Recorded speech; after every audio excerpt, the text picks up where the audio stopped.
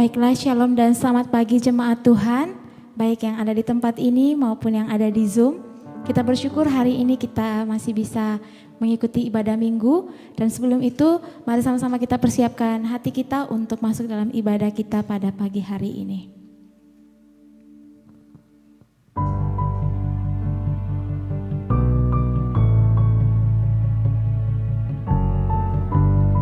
Bagi jemaat Tuhan yang ada di tempat ini, saya persilakan untuk berdiri.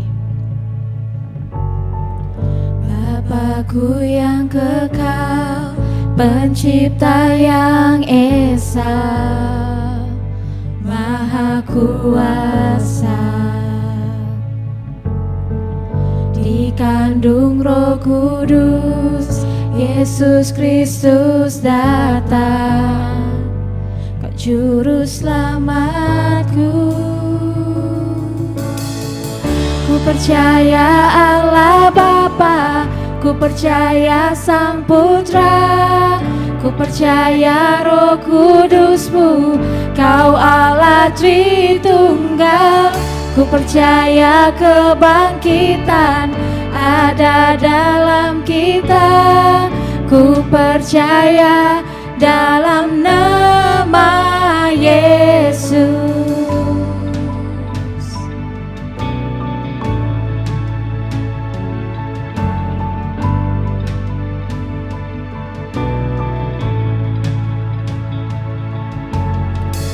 Hakim dan pembela di salib sengsara, Kaulah rahmat-Ku. Turun ke dalam bab yang mulia, bangkit bertahta selamanya. Ku percaya Allah Bapa, ku percaya Sang Putra, ku percaya Roh Kudus-Mu, Kau Allah Tritunggal. Ku percaya kebangkitan ada dalam kita, ku percaya dalam nama Yesus. Percaya Engkau, percaya Kau telah bangkit. Percaya Yesus Kristus Tuhan.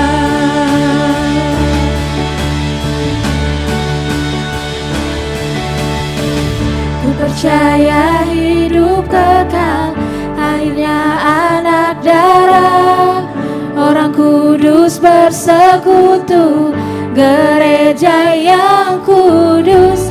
Ku percaya kebangkitan waktu Yesus datang, ku percaya dalam nama Yesus. Ku percaya Allah Bapa, ku percaya Sang Putra, ku percaya Roh Kudus-Mu, Kau Allah Tritunggal. Ku percaya kebangkitan ada dalam kita, ku percaya dalam nama Yesus. Ku percaya dalam nama Yesus.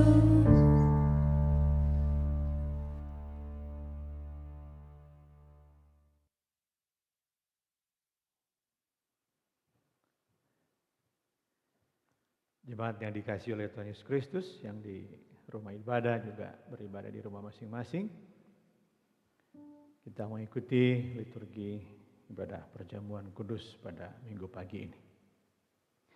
Kita telah berkumpul di sini sebagai keluarga Allah di hadapan Allah Bapa kita untuk menaikkan pujian dan syukur kepadanya, mendengar dan menerima firman-Nya yang kudus, membawa ke hadapannya pergumulan-pergumulan dunia ini, memohon pengampunannya atas dosa-dosa kita, dan memohon kasih karunia-Nya sehingga melalui putranya Yesus Kristus kita mampu mempersembahkan diri kita untuk pelayanan-Nya bersama. Allah yang Maha Kuasa yang mengetahui semua isi hati, semua keinginan, dan di hadapan-Mu tidak ada yang tersembunyi.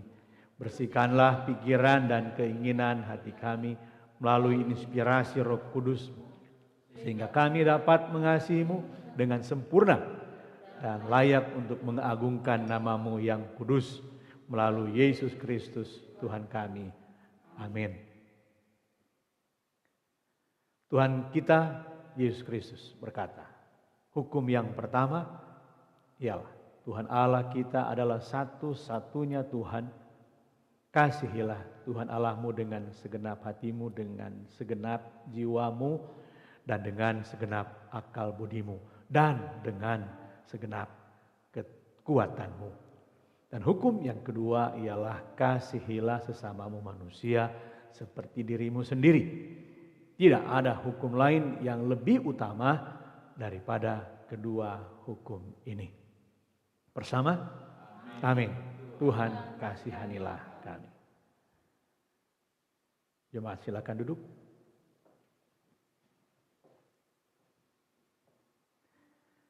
Jika kita berkata bahwa kita tidak berdosa,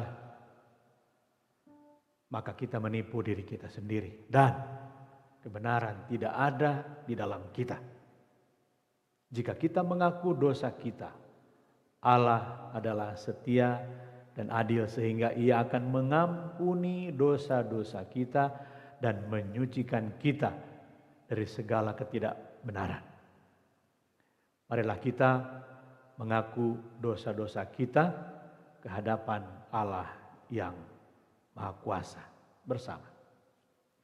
Allah yang Maha Kuasa, Bapa Surgawi, kami telah berdosa terhadap Engkau dan terhadap sesama kami di dalam pikiran, perkataan, dan perbuatan, melalui kelalaian, kelemahan, dan kesalahan yang disengaja.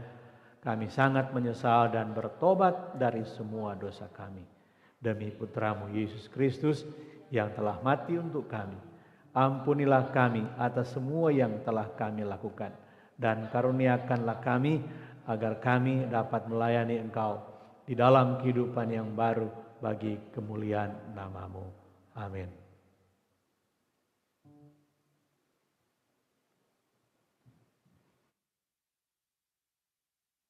Saudara-saudara, Allah yang Maha Kuasa yang mengampuni setiap orang yang sungguh-sungguh bertobat, mengasihani saudara, mengampuni dan melepaskan saudara dari semua dosamu, meneguhkan dan menguatkan saudara dalam segala kebaikan, dan memelihara saudara dalam kehidupan kekal melalui Yesus Kristus Tuhan kita.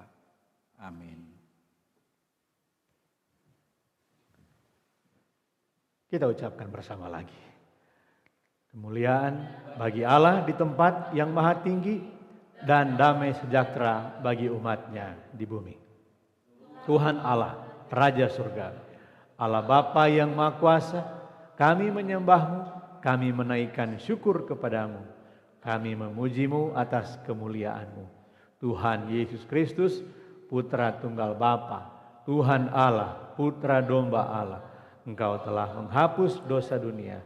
Kasihanilah kami. Engkau duduk di sebelah kanan Sang Bapa. Terimalah doa kami karena Engkau satu-satunya yang kudus.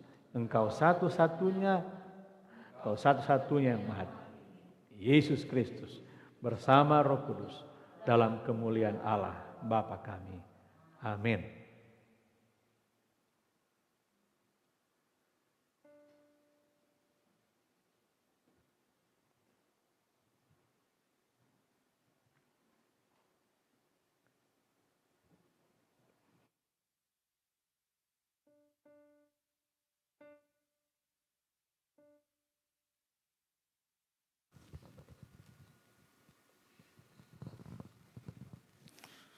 Pembacaan firman Tuhan yang pertama terambil dari kitab Amsal pasal 8 ayat 1 sampai 4 dan dilanjutkan ayat 22 sampai 31.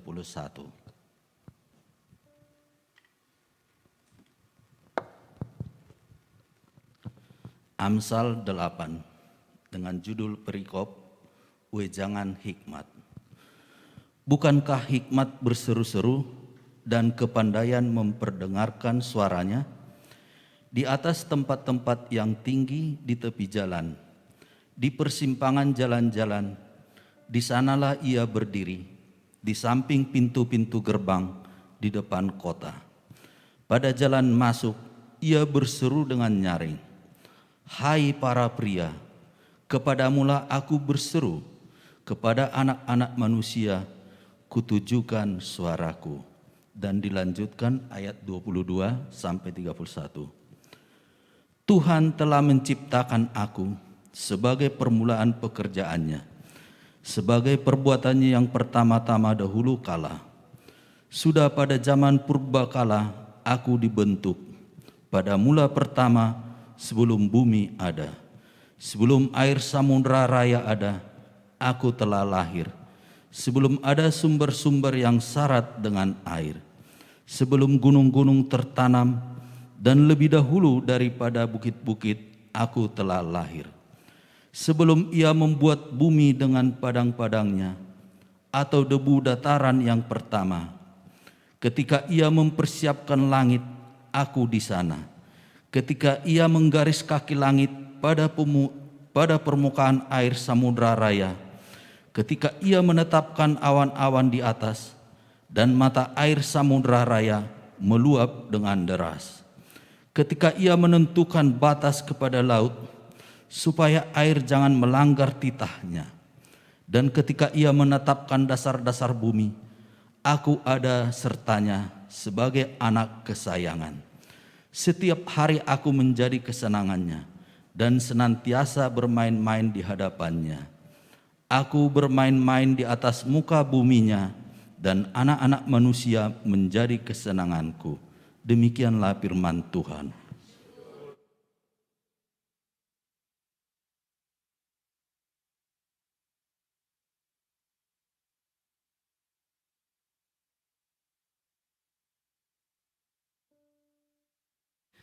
Pembacaan yang kedua terambil dari Roma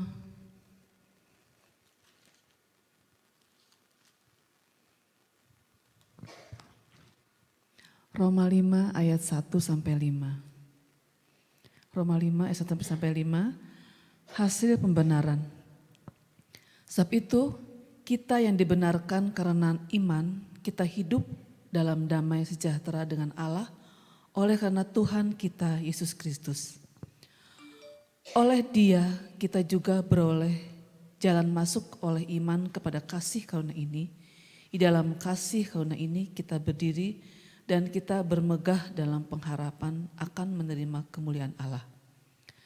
Dan bukan hanya itu saja, kita malah bermegah juga dalam kesengsaraan kita, karena kita tahu bahwa kesengsaraan itu menimbulkan ketekunan, dan ketekunan menimbulkan tahan uji, dan tahan uji menimbulkan pengharapan.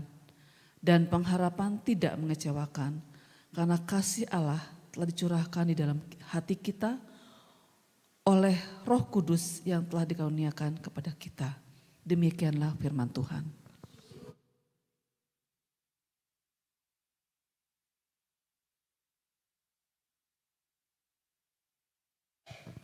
Baik jemaat Tuhan, kita persiapkan hati kita untuk mendengarkan firman Tuhan yang akan diuraikan oleh hambanya.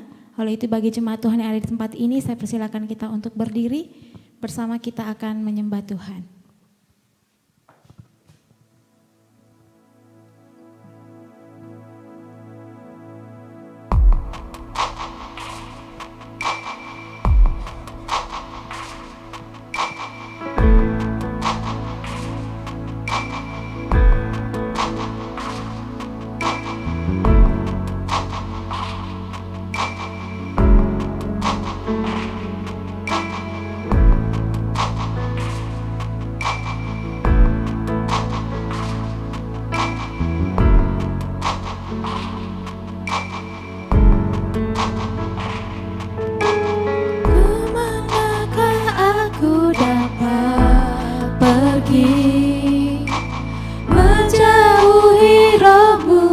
yang suci, Kau sahabat dan Kau dekat,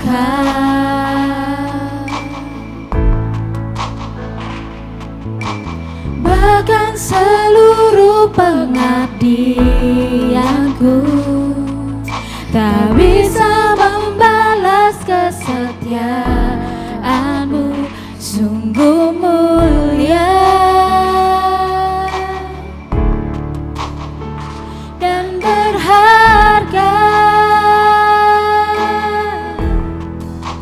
sungguh besar pengorbanan-Mu bagiku, terlalu dalam untuk dimengerti, sungguh besar, sungguh indah yang Kau pikirkan tentangku, tak terselami bagiku, sungguh indah,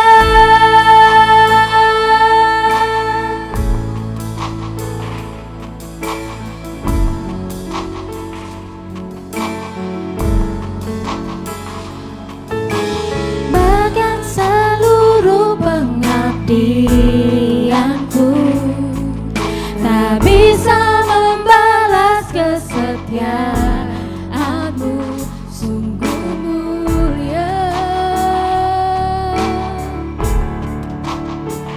dan berharga, sungguh besar pengorbanan-Mu bagiku, terlalu dalam untuk dimengerti, sungguh besar, sungguh indah yang Kau pikirkan tentangku, tak terselami bagiku, sungguh indah,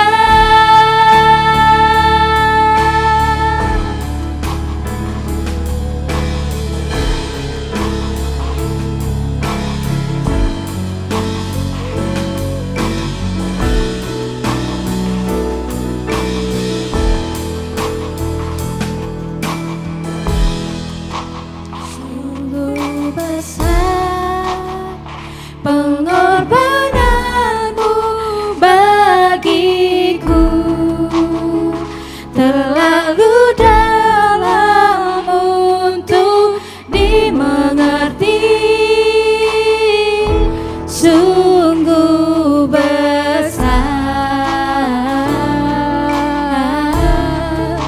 sungguh indah yang Kau pikirkan tentangku, tak terselami bagiku, sungguh indah, sungguh indah, sungguh indah.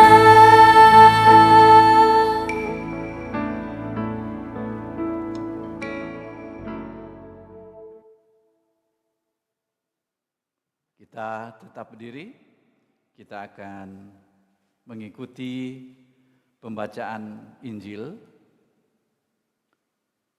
Pembacaan Injil diambil dari Yohanes pasal 16 ayat 12 sampai dengan ayatnya yang ke-15 bersama. Kemuliaan bagi Kristus Juru Selamat kita. Yohanes 16 ayat 12. Masih banyak hal yang harus kukatakan kepadamu. Tetapi sekarang kamu belum dapat menanggungnya. Tetapi apabila Ia datang, yaitu Roh kebenaran, Ia akan memimpin kamu ke dalam seluruh kebenaran, sebab Ia tidak akan berkata-kata dari dirinya sendiri, tetapi segala sesuatu yang didengarnya, itulah yang akan dikatakannya. Dan Ia akan memberitakan kepadamu hal-hal yang akan datang. Ia akan memuliakan aku, sebab Ia akan memberitakan kepadamu apa yang diterimanya daripadaku. Segala sesuatu yang Bapa punya adalah aku punya. Sebab itu aku berkata, Ia akan memberitakan kepadamu apa yang diterimanya daripadaku. Demikianlah Injil Kristus. Terpujilah Tuhan Yesus. Silakan duduk. Kita berdoa. Ya Roh Kudus, ya Tuhan kami, terangi hati kami, agar kami dapat mendengarkan firman-Mu. Amin. Saudara-saudara yang saya kasih dalam Yesus Kristus, yang jadi tema kita hari ini adalah siapa Roh Kudus itu. Jadi memahami siapa Roh Kudus. Roh Kudus itu terlalu jauh dari akal kita. Sehingga kalau kita memahami Dia, maka apa yang kita bisa pahami adalah kita tidak dapat memahami Dia. Itu Roh Kudus. Karena apa? Dia adalah Allah sendiri. Kedudukan yang sama dengan Yesus dan Allah Bapa. Memang saat ini Roh Kudus itu sedang direndahkan. Dia adalah Allah tapi dibikin sama dengan manusia. Dan ini memang sangat berbahaya bagi kita, apalagi bagi gereja. Ketika dalam satu ibadah yang tidak ada nyanyian yang penuh kegembiraan, tidak ada sukacita, tidak ada musik full band, dan pembicaranya juga kalem-kalem di dalam satu ibadah, orang akan pasti berkomentar, ibadah atau gereja itu tanpa Roh Kudus, nggak ada Roh Kudus. Dan gereja yang gegap gempita, hingar-bingar, diiringi dengan bahasa lidah, penyembahan, pujian penyembahan yang sampai terguling-guling tanpa sadar, orang pun berkata, luar biasa, Roh Kudus benar-benar hadir, ya. Dan yang paling parah di sini adalah orang-orang yang datang beribadah itu berusaha mengatur suasana ibadah, musik pujian untuk mendatangkan hadirat Roh Kudus. Itu parah sekali. Seakan-akan Roh Kudus itu seperti roh jampi-jampi yang harus dihadirkan dengan cara membaca mantra-mantra, cara pendukunan, lalu melakukan ritual kayak apa ya, ritual turun hujan, seperti itu. Dan itu Roh Kudus itu dibikin seperti itu. Dia hadir dengan cara seperti itu. Nah, tentu kita tidak boleh memperlakukan Roh Kudus serendah itu. Mengapa? Dia adalah Allah sendiri, dia sehakikat dengan Allah, sehakikat dengan Yesus. Bahkan di dalam perjanjian lama, Roh Kudus itu sudah dikenal di dalam penciptaan. Roh Allah melayang-layang di dalam penciptaan. Makanya dia dikenal sebagai Ruach Kodes. Itu bahasa Ibraninya yang berarti Roh Kudus. Kados, kudus, itu dalam bahasa Arab kudus. Nah, kita adopsi itu menjadi sesuatu yang kudus. Ada dia juga disebut sebagai Ruach Elohim. Ruach Hakmah, roh hikmat, roh hakmah. Kalau dalam pemahaman orang-orang perjanjian lama itu, hakmah itu juga adalah sebutan lain dari Tuhan. Cuma bersifat feminin. Dan juga disebutkan bahwa kehadiran Roh Kudus adalah kehadiran Allah sendiri. Kalau dalam perjanjian baru, Roh Kudus itu disebut sampai 90 kali. Dan disebut sebagai roh penghibur seperti yang kita baca tadi, roh kebenaran, dan dia itu adalah Roh Kristus. Nah, memang orang bingung tentang Roh Kudus ini karena mereka tidak memahami arti daripada kehadiran Yesus dalam hidup kita dan kepenuhan Roh. Ya, kadang-kadang ini dipisahkan.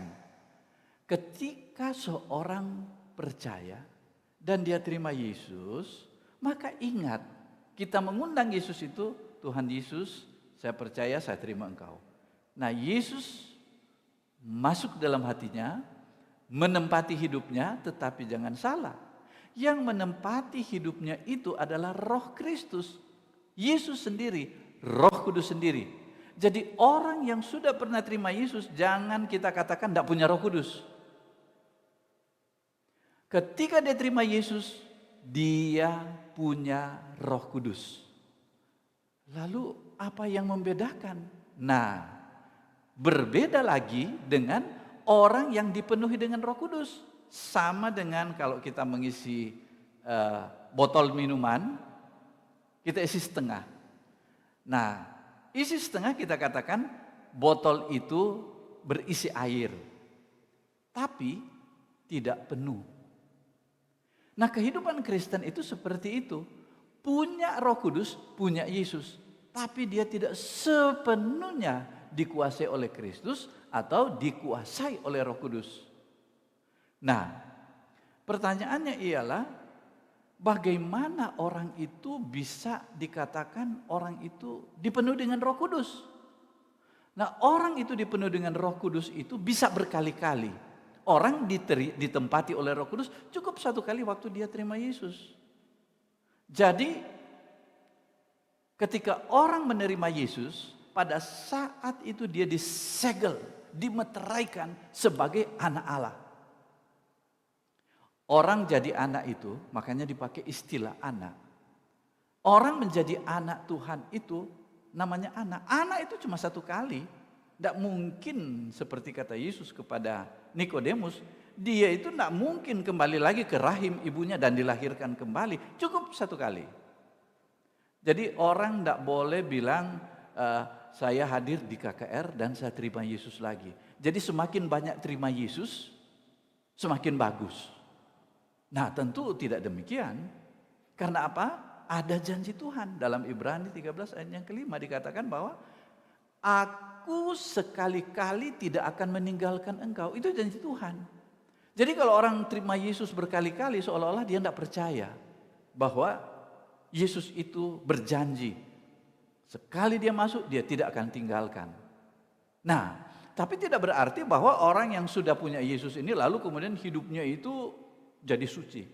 Nah, sama seperti anak, masih suka melawan orang tua, ya kan? Tapi bukan berarti bahwa dia dipecat jadi anak, iya kan? Karena dia melanggar, saya pecat kamu dan kamu bukan anak lagi. Ya, tidak seperti itu. Janji Tuhan, dia akan menjadikan kita sebagai anak, tetapi seorang anak ada manjanya, ada nakalnya, Dan oleh karena itu sebagai anak, di dalam kitab Ibrani juga dikatakan bahwa dia menghajar anak yang dia kasihi. Jadi kalau kita katakan bahwa suatu kali kita diundang untuk datang beribadah, lalu kemudian malah kita, sudahlah kita mau bersenang-senang di sanalah gitu ya. Nah, Roh Kudus sudah berbicara kepadanya, ayolah. Tetapi kemudian dia melawan itu, maka tentu bukan berarti bahwa Tuhan bilang, keluar, saya keluar dari kamu. Enggak. Tetapi Allah kemudian menghajar dia. Dan kemudian dia barangkali lagi bawa motor, ngelamun entah gimana, lalu jatuh, luka-luka. Lalu kemudian dia mengambil kesimpulan, oh rupanya Roh Kudus sudah keluar, Yesus keluar dari hidup saya. Karena apa? Saya berbuat dosa. Enggak. Yang ada ialah Allah tetap pada janjinya kita adalah anaknya, tapi dihajar gitu. Jadi orang yang dihajar oleh Tuhan itu sebagai tanda kasih, tidak melepaskan statusnya sebagai anak Tuhan. Dan ketika dihajar oleh Tuhan, maka dia kembali, dia datang berlutut di hadapan Tuhan. Minggu depan dia datang lagi ke gereja, dia bersama-sama, dia kemudian hidup lebih baik lagi. Dan itulah yang disebut dengan bahwa dia bertumbuh secara rohani. Nah, oleh karena itu, dipenuhi dengan Roh Kudus itu boleh berkali-kali. Malam ini juga Anda pulang ke rumah, Tuhan penuhilah aku dengan kuasa-Mu. Boleh, ya. Besok dia pagi-pagi, Tuhan ampuni dosa saya dan penuhi lagi saya dengan kuasa-Mu, dengan Roh Kudus. Nah, sama seperti tadi kita itu ya dipimpin oleh Pastor Denny yang memimpin liturgi tadi, mengajak kita semua untuk mengaku dosa kita. Siapapun di sini ya. Kita diajak untuk mengaku dosa di hadapan Dia dan kita dibaharui lagi. Begitulah kehidupan Kristen itu seperti bernapas, pernapasan rohani. Menarik udara bersih dan mengeluarkan udara kotor. Atau mengeluarkan udara kotor dan menarik udara bersih. Udara bersih itu apa? Itulah pengampunan dari Tuhan. Ya, jelas ini ya. Jadi pengampunan dari Tuhan itu adalah udara bersih. Udara kotor itu adalah dosa-dosa kita yang kita akui di hadapan Tuhan. Gitu. Nah, dia berjanji bahwa jika orang itu mengaku dosa-dosanya, Allah itu setia dan adil, 1 Yohanes 1 ayat 9, dia mengampuni kita, bahkan menyucikan kita dari semua dosa kita. Inilah kehidupan anak Tuhan, begitu menyenangkan, begitu gembira. Nah, pertanyaannya ialah, kalau demikian, Roh Kudus itu siapa? Nah, yang pertama, bahwa Roh Kudus itu adalah bagian dari Allah Tritunggal. Itu Trinitas ini adalah bahasa Latin yang katanya bahwa menurut bapak-bapak gereja kita dulu ya, ini mereka gumuli. Jadi kita tidak boleh mengabaikan orang-orang yang mengasihi Tuhan pada waktu awal kekristenan. Itu ada banyak orang yang mengasihi Tuhan di situ, itu para filsuf yang bertemu dengan Yesus dan mereka mengasihi Tuhan dan kemudian mereka mulai menggumuli akan firman Tuhan. Dan mereka kemudian menemukan bahwa di Alkitab itu ada Bapa, ada Anak yaitu Yesus dan ada Roh Kudus. Ini mereka bagaimana ini kok kayak ada 3 Tuhan? Ada 3 Tuhan. Lalu datanglah salah satu bapak gereja kita itu. Dia jelaskan begini. Allah kita itu bukan 3, dia sebenarnya 1. Seperti Pak Denny, di rumah dia sebagai suami. Di depan anak-anak dia itu adalah bapaknya, ayah. Tapi di tengah-tengah mahasiswa dia adalah dosen. Dosen, ayah, dan suami. Berapa itu? 3. Tetapi Allah kita rupanya tidak seperti itu. Itu yang disebut dengan modalitas. Memunculkan model ayah, model suami dan model dosen, model bapak, model anak dan model Roh Kudus. Rupanya tidak seperti itu yang pernah dikemukakan oleh Sabellius.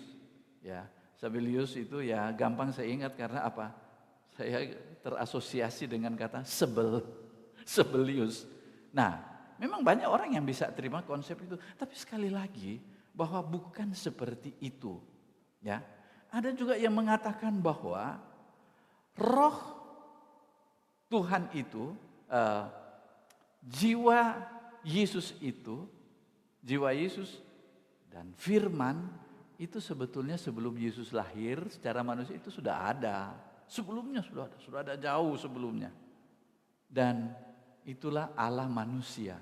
Nanti ketika Yesus lahir, baru kemudian jiwanya Firman bergabung dan menjadikan dia anak Allah, dan kemudian dia menyampaikan isi hati Allah. Ada juga seperti itu. Tapi singkat cerita, pernah bapak-bapak gereja ini bertemu dalam satu persidangan besar waktu itu, persidangan dari pimpinan-pimpinan waktu itu, namanya itu adalah Konsili Nisea. Ya. Nah, kita suka sebut sebagai pengakuan iman Nisea, ya. Nah, di sana itu ada yang namanya rumusan Trinitas, tetapi yang sering kita baca, kalau tadi kan ada, nanti kita ingat lagi itu pengakuan iman itu, Roh Kudus diuraikan keluar dari Sang Bapa dan Sang Anak, kan begitu, ya kan? Dan dia adalah Tuhan yang menghidupkan. Nah, itu adalah Roh Kudus.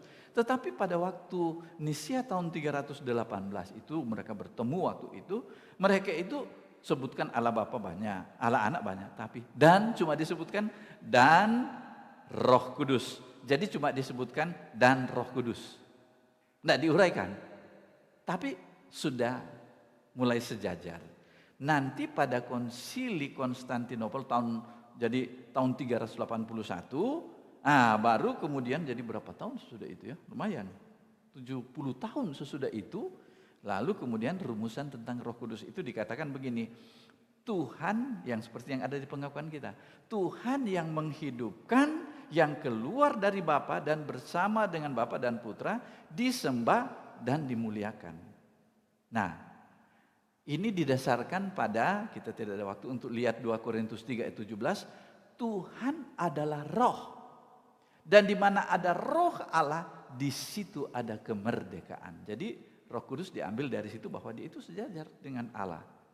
Lalu di dalam Roma 8 ayat 2 dan Yohanes 6 ayat 63 dikatakan roh yang memberi hidup. Jadi roh itu dia adalah keluar dari Bapa dan keluar dari Anak, dari Yesus.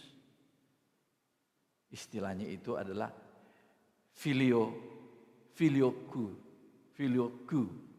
Nah, filioku itu artinya anak. Ya. Nah, pada waktu itu cerita sedikit ya. Ada yang namanya gereja timur, ada yang disebut dengan gereja barat. Gereja timur, gereja barat itu juga masih ada sekarang. Itu yang gereja-gereja ortodoks di Syria, Mesir dan sebagainya, itu gereja timur.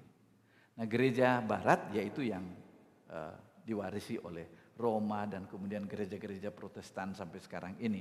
Nah, gereja timur itu berpikir begini, bahwa Roh Kudus itu berasal dari Bapa, dari Allah. Tetapi kemudian dari Allah kemudian diberikan lewat Yesus. Dan dari Yesus inilah keluar Roh Kudus. Ya. Nah, itu pemahamannya seperti itu. Tapi kalau di gereja barat dia berpikir begini, bahwa pangkal konsep dari Roh Kudus itu adalah sehakikat dengan Allah, yang pada hakikatnya Allah itu adalah Allah Tritunggal. Maksudnya begini, ya, dia punya jalan berpikir, ya. Ya, kita ambil jalan berpikir mereka yang sudah menggumuli sekian lama itu loh. Kita masa cuma kita baca, oh itu Roh Kudus seperti ini. Kalau mereka enggak, mereka bergumul sampai mereka itu enggak kawin. Bayangkan Pak Denny, enggak kawin, hanya untuk menggumuli mengenai keberadaan Roh Kudus, Allah Bapa, Allah Anak, dan Allah Roh ini. Jadi mereka berpikir begini, Bapa, dari Bapa keluar Anak. Istilah kita melahirkan, tapi sebetulnya bukan melahirkan kayak kita, tetapi keluar dari Sang Bapa. Nah, Bapa, dari Bapa ini keluar Anak. Dari sana datangnya Yesus. Lalu Roh Kudus adalah perpaduan kasih antara Bapa dan Anak. Dan kasih yang timbal balik ini menghasilkan Roh Kudus. Makanya disebut filioku itu adalah anaknya itu. Jadi kalau kita lihat di sini bahwa mereka menggumuli ini sehingga sampai saat ini kita memahami Tritunggal itu Bapa, Anak, dan Roh Kudus. Bahkan Bapak Agustinus, yang kita kenal Bapak Agustinus, ya, Bapak Agustinus itu adalah seorang filsuf sebetulnya dia, tapi kemudian dia tersesat sedemikian jauh, lalu ibunya itu berdoa terus-menerus buat dia. Dan akhirnya Bapak Agustinus ini suatu waktu mendapat pencerahan, dia bertobat dan dia menjadi salah satu bapak gereja kita. Nah, dia berpikir begini, sifat dari Tuhan kita itu kan mengasihi, betul nggak? Tuhan kita itu kan sifatnya mengasihi. Nah, boleh nggak saya katakan saya mengasihi, tapi nggak ada sasaran? Mau mengasihi siapa? Nggak ada sasaran. Nah, itu bukan kasih. Saya nggak mungkin bilang, oh saya mengasihi diriku sendiri. Ya, itu bukan kasih. Bahkan menurut Yesus, kalau engkau mengasihi orang yang kira-kira ya pantas untuk kamu kasih, itu bukan kasih. Tapi kasih yang sejati itu kalau engkau mengasihi orang yang tidak pantas untuk kamu kasih. Tapi oke lah. Tapi kita kembali kepada kasih yang ada di dalam pikiran dari Bapak Agustinus. Kalau kasih itu ada objek, ngerti nggak? Saya mengasihimu. Ini baru kasih. Artinya ada yang dikasih kan? Kalau tidak ada objek itu bukan kasih. Kasih karena menurut dia kasih itu adalah sesuatu yang diberi keluar. Nah, karena Allah itu adalah kasih, maka di sana ada pribadi yang lain namanya anak, yaitu Yesus. Allah menyatakan kasihnya itu kepada anaknya seperti yang dirumuskan dikatakan dalam firman Tuhan di dalam Yohanes pasal 17 ya, tentang doa. Aku di dalam engkau, engkau di dalam aku di dalam kamu, dan seterusnya begitu ya. Satu kesatuan antara Bapa dengan anak dan kita. Jadi dia adalah kasih kepada anaknya. Lalu anaknya mengasihi yang namanya pribadi lain, yaitu Roh Kudus. Roh Kudus itu mengasihi Bapa, dan ikatan mereka ini adalah diikat oleh kasih. Jadi Agustinus itu kemudian mengaitkan Tritunggal ini dengan hakikat Allah yang mengasihi itu. Ya. Nah, singkat cerita bahwa Roh Kudus itu adalah Allah sendiri. Kita tidak boleh main-main dengan Roh Kudus. Ada saya kasih tahu kepada saudara mengenai satu hal di sini, yaitu dalam Markus pasal 3 ayat 28-29 dikatakan begini. Aku berkata kepadamu, sesungguhnya semua dosa dan hujat anak-anak manusia akan diampuni. Ya, semua hujat yang mereka ucapkan, tetapi, nah, perhatikan, apabila seorang menghujat Roh Kudus, ia tidak dapat mendapat ampun selama-lamanya, melainkan bersalah karena berbuat dosa kekal. Saudara sekalian, orang memang bingung dengan ayat ini, tetapi begini, kalau Roh Kudus itu adalah Kristus, adalah Yesus sendiri, maka orang yang menghujat Roh Kudus tidak bisa diampuni untuk selama-lamanya. Artinya apa? Dia menganggap bahwa Roh Kudus itu nggak ada. Dia tutup hatinya dan Yesus dan Roh Kudus adalah satu. Yesus tidak masuk. Jadi dengan kata lain, orang yang tidak percaya dan menerima Yesus itu dosanya kekal. Ya, jelas ya. Artinya apa? Dia tidak menerima Roh Kudus itu yang adalah Yesus, atau Yesus yang adalah Roh Kudus itu. Jadi ketika kita tidak memisahkan antara Yesus dan Roh Kudus, ayat ini tidak membingungkan, karena dia bilang menghujat Roh Kudus sama dengan menolak Kristus untuk masuk dalam hidupnya. Tapi yang lain lagi ialah kalau kita lihat di dalam Kisah Rasul pasalnya yang kedua, pasal 5 ya, ini mengerikan tentang bagaimana Ananias mendustai Roh Kudus sama dengan mendustai Allah. Jadi sama sederajat di situ ya. Tetapi Petrus berkata, ayat yang ketiga dari Kisah Rasul pasal yang kelima. Tetapi Petrus berkata, Ananias, mengapa hatimu dikuasai iblis sehingga engkau mendustai Roh Kudus dan menahan sebagian dari hasil penjualan tanah itu? Selama tanah itu tidak dijual, bukankah itu tetap kepunyaanmu? Dan setelah dijual, bukankah hasilnya itu tetap dalam kuasamu? Mengapa engkau merencanakan perbuatan itu dalam hatimu? Engkau bukan, perhatikan, engkau bukan mendustai manusia, tapi mendustai Allah. Ya. Jadi mendustai Roh Kudus di ayat 3 dengan mendustai Allah di ayat 4 sama. Maka inilah hasilnya. Ketika mendengar perkataan itu, rebalah Ananias dan putuslah nyawanya. Maka sangatlah ketakutan semua orang yang mendengar hal itu. Jadi saudara-saudara sekalian, jangan coba-coba kita mendustai Roh Kudus. Roh Kudus itu berbicara dalam hidup kita, itu tandanya bahwa Allah berdiam di dalam kita. Yesus ada di dalam kita dan Rohnya itu berbicara. Jangan begitu, jangan begitu, jangan begitu. Inilah akibatnya.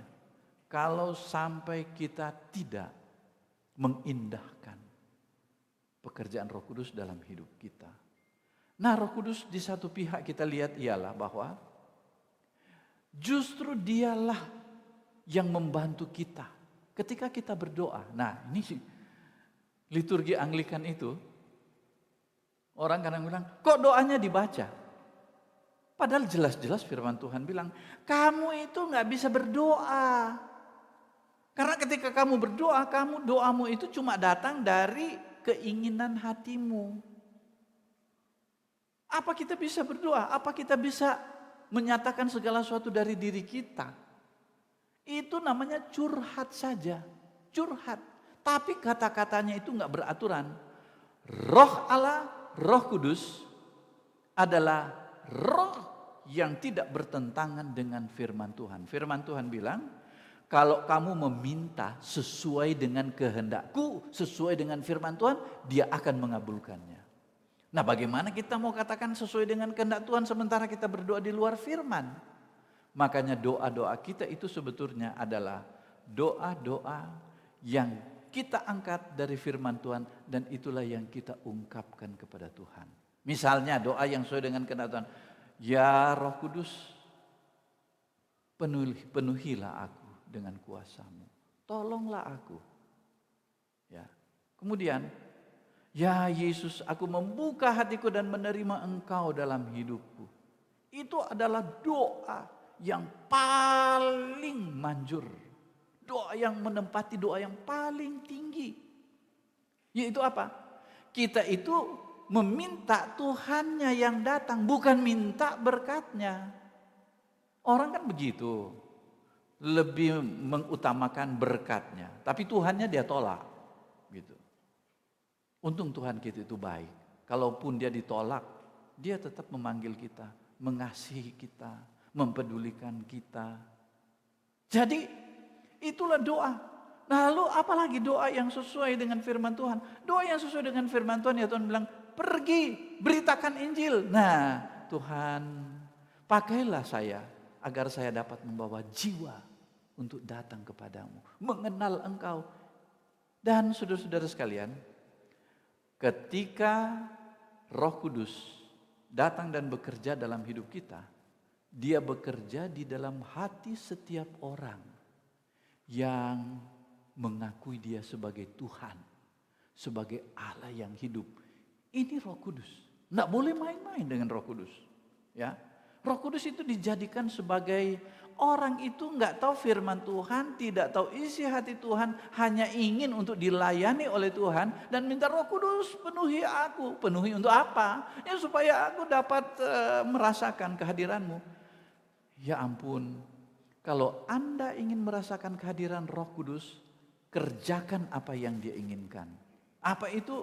Beritakan firman kepada orang lain, bersaksi tentang Yesus kepada orang, melayani orang-orang yang miskin, mengunjungi orang-orang yang lemah, yang sakit. Ini adalah pekerjaan Tuhan, ini pekerjaan Roh Kudus. Dan Yesus bilang bahwa kamu akan menerima, ya. Pastor Denny sudah menjelaskan dengan jelas, gamblang dan dalam mengenai hal ini. Kamu akan menerima Roh Kudus, ya, ketika Dia mendapatkan kuasa, atau bagaimana itu? Kamu akan menerima kuasa kalau Roh Kudus turun dan apa? Dan sudah itu kamu pulang ke kamar tidur? Enggak. Kamu pulang ke sana, kamu tidur, itu tidak dikatakan demikian. Tapi kamu akan menjadi saksiku. Roh Kudus itu diberikan agar supaya kita itu bersaksi. Terserah. Saudara mau bersaksi di dunia film seperti Mak Gondu, ya itu silakan. Di radio Maestro, ya kita sering dengar Ibu Lin menyampaikan sesuatu yang berharga, menyaksikan Kristus, ya. Nah itu adalah pekerjaan Roh Kudus. Jadi kita jangan membatasi kuasa Roh Kudus itu hanya di dalam ruangan gereja, enggak. Kita tidak boleh membatasi Roh Kudus itu dengan lompat-lompat nyanyi. Itu tidak apa-apa, memang itu adalah ibadah kita kepada Tuhan, tetapi jangan kita batasi. Ya saya juga ikut beberapa kali acara kebangunan rohani di dalam, di luar negeri, ya disuruh lompat ya lompat. Bahkan di satu acara itu ketika mereka berdoa, wah, roboh semua, ya saya ikut roboh juga gitu kan. Itu roboh. Tetapi dan memang saya merasakan ada suatu kuasa yang bekerja. Tapi saya harus kembali kepada firman Tuhan bahwa itu bukanlah yang terakhir. Saya dikuatkan oleh Roh Kudus dengan pujian penyembahan, dan sesudah itu saya harus pergi. Saya harus bekerja untuk Dia. Saya harus menjalankan keinginannya. Dan Yesus katakan bahwa tidak semua orang yang menyebut namaku Tuhan, Tuhan, oh Yesus, kuasa Yesus, dengan nyanyian atau dengan apa. Lalu kemudian mereka itu sudah melaksanakan kehendakku? Belum tentu, tidak semua. Kadang-kadang orang seperti itu Tuhan bilang begitu datang masuk surga, bilang, sana, masuk neraka. Tapi Yesus bilang, firman Tuhan bilang, hanya orang yang melakukan kehendakku. Jadi kehendak dia dengan kehendak Yesus itu harus sama. Roh Kudus jangan dipisah-pisah. Yesus jangan dipisah-pisah. Bapa, Anak, dan Roh Kudus. 3 pribadi, tetapi satu Allah. Ya, 3 pribadi, tetapi satu Allah. Dia bukan 3 Tuhan. Memang Allah Bapa tidak mungkin bisa menjadi Allah Anak tidak mungkin menjadi Allah Roh tidak mungkin menjadi Anak, dan Anak tidak mungkin jadi Bapa. Itu keberadaannya itu masing-masing, ya. Tetapi kealahannya itu, keilahiannya itu adalah satu. Jadi tidak mungkin Roh Kudus itu berbicara kepada seorang dan bertentangan dengan firman Tuhan. Itu tidak mungkin.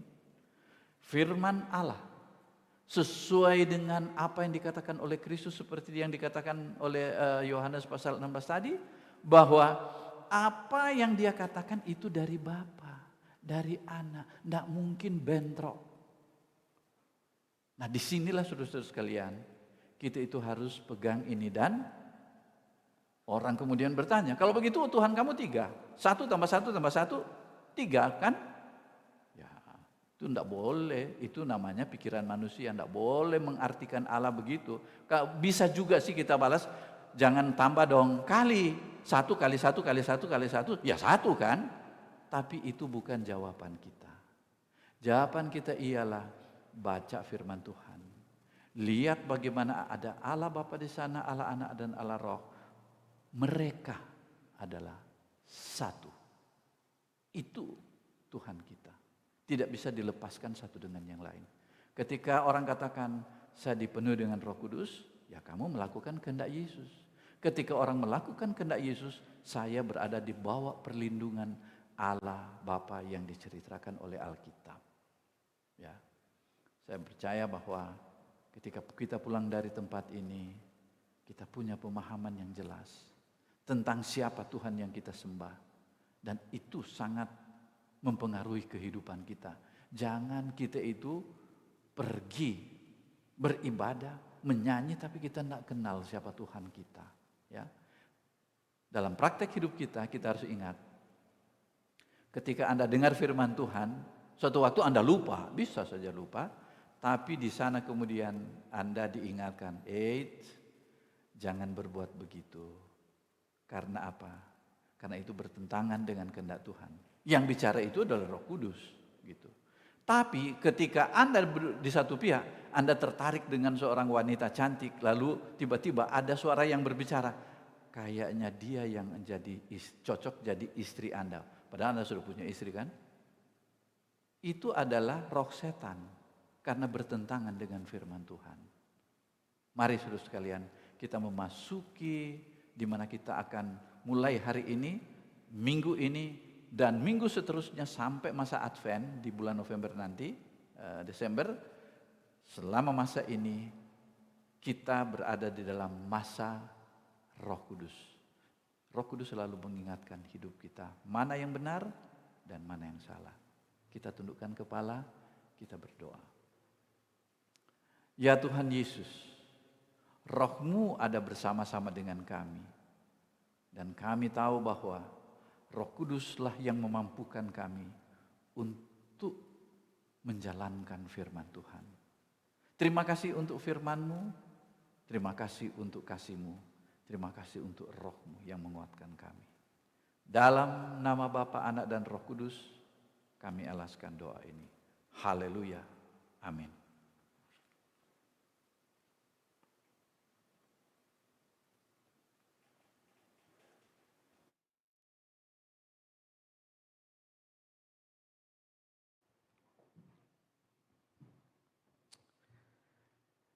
Puji Tuhan, terima kasih kepada Allah Tritunggal, terima kasih secara khusus kepada Reverend Dr. Yopi Buyung menyampaikan dengan jelas, dan biarlah kita boleh memahami siapa Roh Kudus atas pertolongan Roh Kudus.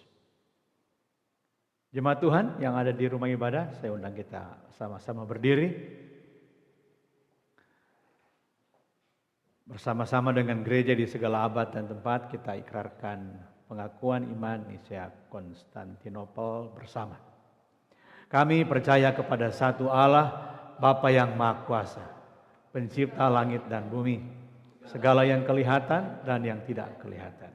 Kami percaya kepada satu Tuhan Yesus Kristus, Putra Allah yang tunggal, yang lahir dari sebelum ada segala zaman. Allah dari Allah, terang dari terang, Allah yang sejati dari Allah yang sejati, diperanakan dan bukan dibuat, sakikat dengan yang dengan perantaraannya segala sesuatu dibuat, yang telah turun dari surga untuk kita manusia, untuk keselamatan kita, dan menjadi daging oleh Roh Kudus dari anak darah Maria, dan menjadi manusia, yang disalibkan kita di bawah pemerintahan Pontius Pilatus, menderita, mati dan dikuburkan, yang bangkit pada hari ketiga sesuai dengan isi kitab-kitab, dan naik ke surga, yang duduk di sebelah kanan Allah Bapa, dan akan datang kembali dengan kemuliaan untuk menghakimi orang yang hidup dan yang mati, yang kerajaannya takkan berakhir. Kami percaya kepada Roh Kudus yang menjadi Tuhan dan yang menghidupkan, yang keluar dari Allah Bapa dan Allah Putra, yang bersama-sama dengan Allah Bapa dan Allah Putra disembah dan dimuliakan, yang telah berfirman dengan perantaraan para nabi. Kami percaya satu gereja yang kudus dan katolik dan rasulik. Kami mengaku satu baptisan untuk pengampunan dosa. Kami menantikan kebangkitan orang mati dan kehidupan di dunia yang akan datang. Amin. Jemaat silakan duduk. Tuhan kasihanilah kami. Tuhan kasihanilah kami. Seperti yang diajarkan Tuhan Yesus, marilah kita berdoa. Bapa kami yang di surga, dikuduskanlah namamu. Datanglah kerajaan-Mu. Jadilah kehendak-Mu di bumi seperti di surga. Berikanlah kami pada hari ini makanan kami yang secukupnya. Dan ampunilah kami akan kesalahan kami, seperti kami juga mengampuni orang yang bersalah kepada kami. Dan janganlah membawa kami ke dalam pencobaan, tetapi lepaskanlah kami daripada yang jahat. Karena Engkau-lah yang mempunyai kerajaan dan kuasa dan kemuliaan sampai selama-lamanya. Amin.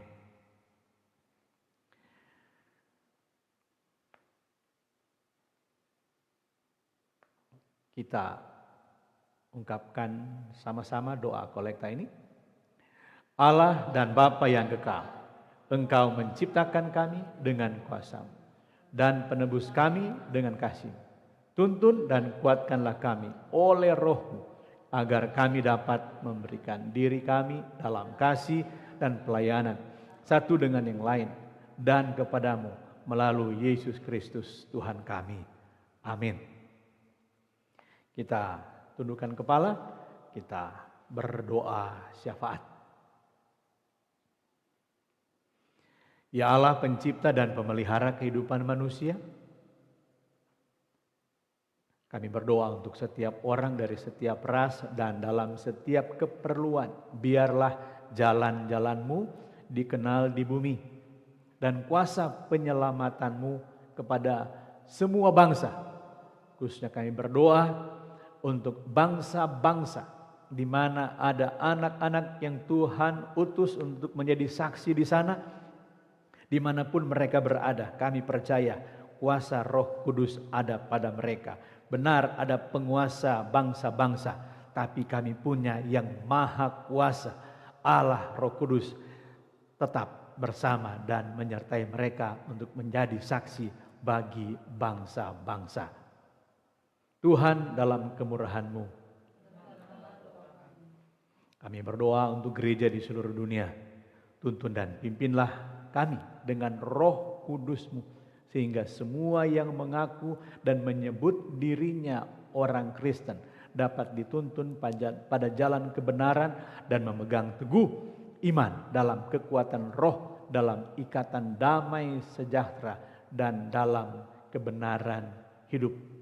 Khususnya kami berdoa Bapa di surga untuk anak-anak Tuhan yang juga mendapatkan posisi, mendapatkan jabatan dimanapun Tuhan menempatkan mereka. Kiranya Roh Kudus yang ada pada mereka, yang sudah mereka terima, mereka pakai. Mereka sudah terima, mereka pakai kuasa Roh Kudus itu untuk menyatakan kasih dan kuasa Allah dan keselamatan satu-satunya yang hanya ada di dalam Tuhan Yesus Kristus. Tuhan dalam kemurahan-Mu,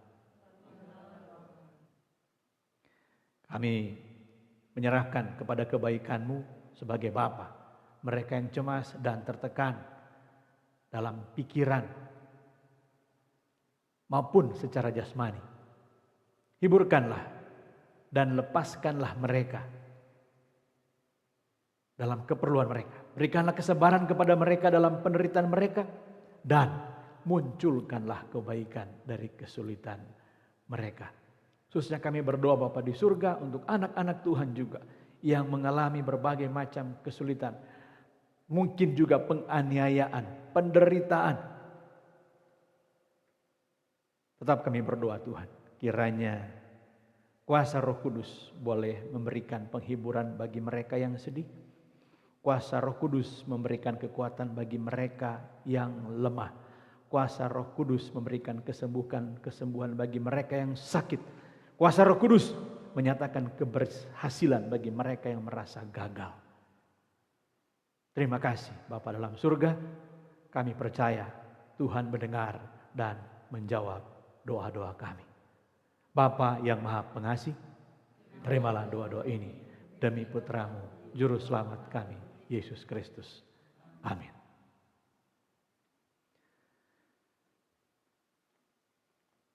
Jemaat, mari berdiri. Yang di rumah boleh bersalam-salaman, yang di rumah ibadah juga boleh memberikan salam spesial. Bukan salam COVID ya, bukan juga salam pandemi, tapi salam hangat. Kita adalah tubuh Kristus, dalam satu roh kita semua telah dibaptis ke dalam satu tubuh. Oleh sebab itu, marilah kita mengejar semua hal yang mendatangkan damai sejahtera dan membangun kehidupan kita bersama. Damai sejahtera Tuhan kiranya menyertai saudara-saudara senantiasa. Jemaat, silakan duduk.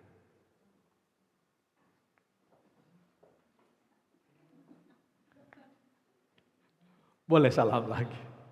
Tadi salam pembuka, sekarang salam lanjutan, bukan salam penutup. Nanti penutup pada saat Tuhan Yesus datang. Salam pembuka dan salam lanjutan.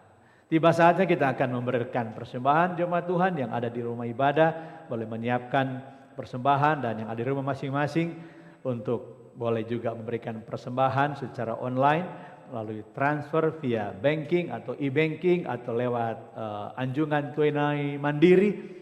Silakan. Rekening tetap terbuka 24 jam dalam sehari, 7 hari dalam seminggu. Rekening Gereja Anglikan siap menerima tanda syukur dari jemaat sekalian. Yang ada di sini boleh menyerahkan juga dengan kantong persembahan.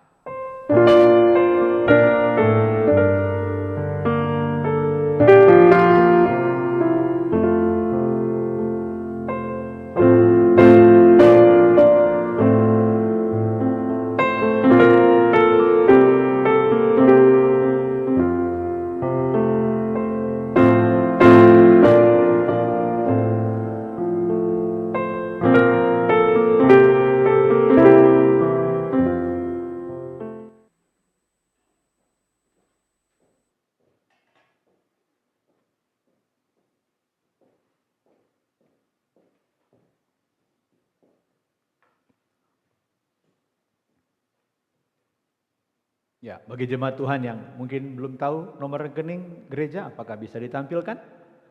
Atau sudah? Oh, sudah ditampilkan. Baik, itulah nomornya, di screenshot dan di save nomornya supaya gampang untuk memberikan persembahan. Jam berapapun selalu terbuka untuk menerima persembahan. Jemaat Tuhan, kita akan berdoa untuk menyerahkan persembahan kita kepada Tuhan. Mari kita ucapkan ini bersama-sama. Bagimulah ya Tuhan kebesaran, kuasa, kemuliaan, kemegahan, dan keagungan. Karena segala sesuatu di surga dan di bumi adalah milik-Mu. Segala-galanya berasal daripadamu. Dan dari milik-Mu sendiri kami mempersembahkannya kepadamu. Amin.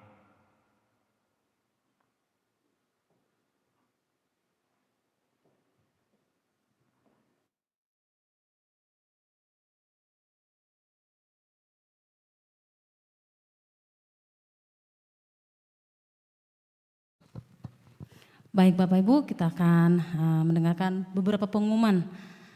Pertama-tama kami mengucapkan terima kasih kepada Reverend Yopi Buyung yang sudah memberkati kita semua dengan berkat firman Tuhan.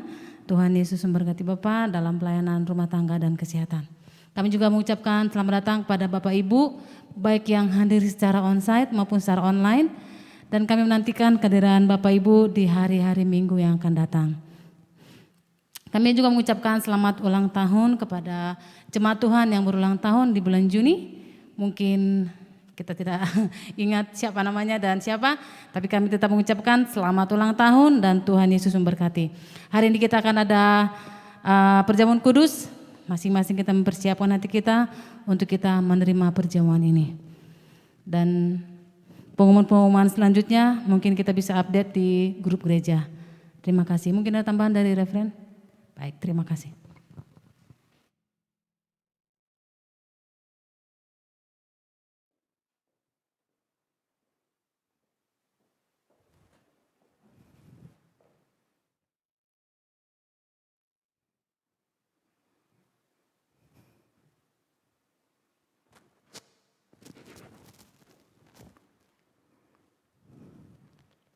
Baik, saudara-saudara sekalian, kita telah datang dengan cara yang baru dan hidup di hadapan takhta Allah untuk mendapatkan bagian dalam apa yang ditentukan untuk orang-orang kudus di dalam kerajaan terang. Bersama, kita telah datang kepada Yesus pengantara perjanjian baru. Kita telah datang kepada Allah yang Maha Kuasa yang telah melepaskan kita dari kuasa kegelapan, sama, dan memindahkan kita ke dalam kerajaan putranya yang kekasih. Di dalam Dia kita memiliki penebusan kita, yaitu pengampunan dosa. Tuhan Yesus pada malam waktu Ia diserahkan, mengambil roti, dan sesudah itu Ia mengucap syukur atasnya. Ia memecah-mecahkannya dan berkata, "Inilah tubuhku yang telah diserahkan bagi kamu. Perbuatlah ini menjadi peringatan akan aku." Demikian juga Ia mengambil cawan sesudah makan lalu berkata, "Cawan ini adalah perjanjian baru yang dimeteraikan oleh darahku. Perbuatlah ini setiap kali kamu meminumnya menjadi peringatan akan aku. Sebab setiap kali kamu makan roti ini dan minum cawan ini, kamu memberitakan kematian Tuhan sampai Ia datang." Saudara-saudara, inilah roti yang kita pecah-pecahkan bersama untuk mengambil bagian dalam tubuh Kristus. Inilah cawan pengucapan syukur yang atasnya kita mengucap syukur bersama untuk mengambil bagian dalam darah Kristus. Sekalipun kita banyak, kita adalah satu tubuh karena kita semua mengambil bagian dalam satu roti. Roti yang dari Allah ialah roti yang turun dari sorga yang memberi hidup kepada dunia bersama. Amin. Tuhan berikanlah roti itu senantiasa. Bersama. Tuhan yang pengasih, kami tidak layak datang dalam perjamuan ini mengandalkan kebenaran kami sendiri, tetapi oleh kemurahan-Mu semata-mata.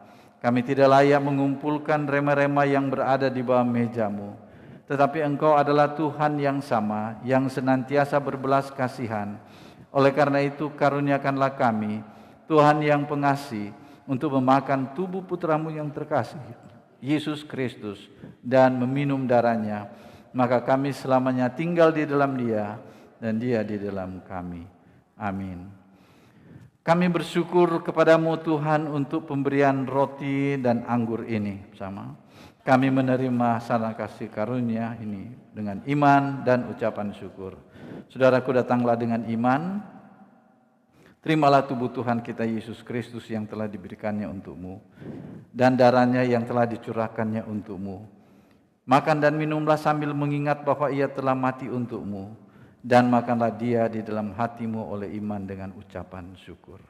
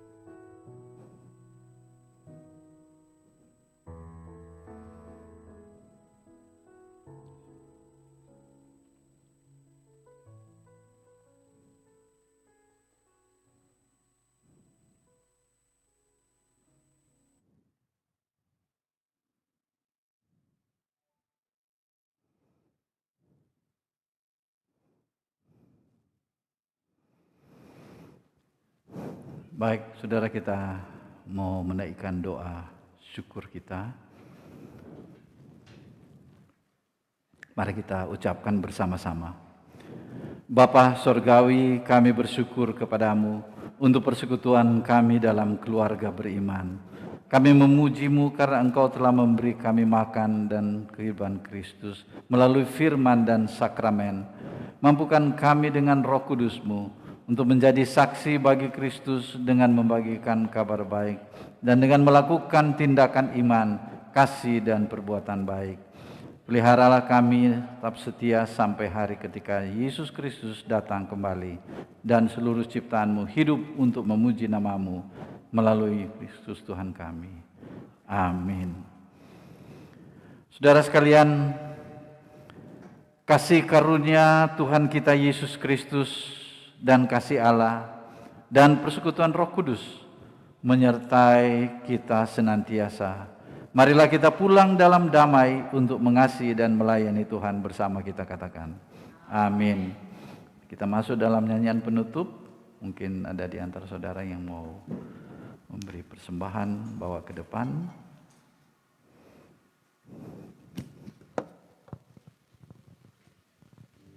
Bersama kita akan menyanyikan sebuah lagu sambil bagi Bapak Ibu yang ada di tempat ini untuk bagi yang ingin memberikan persembahan, dipersilakan.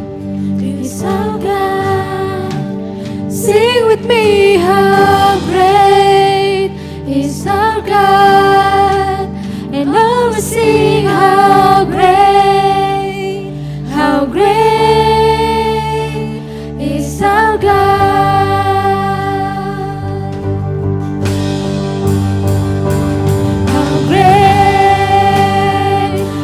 Our God, sing with me, how great is our God. And all will sing how great is our God. Bagi jemaat Tuhan yang ada di tempat ini, saya persilakan untuk berdiri bersama. Name above all names, worthy of our praise, and my heart will sing how great is our God.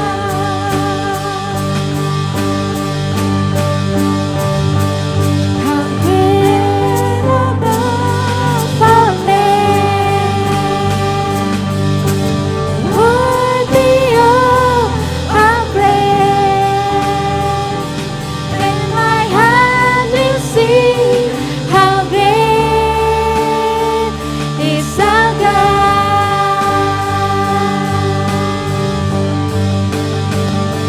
How great is our God. Sing with me, how great is our God. And all will sing how great is our God.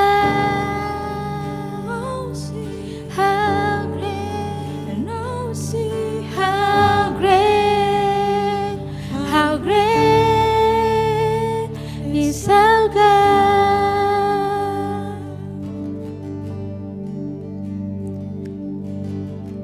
Baik jemaat Tuhan yang ada di tempat ini, dipersilakan berdiri untuk kita bersaat teduh. Persilakan duduk untuk kita bersaat teduh bersama.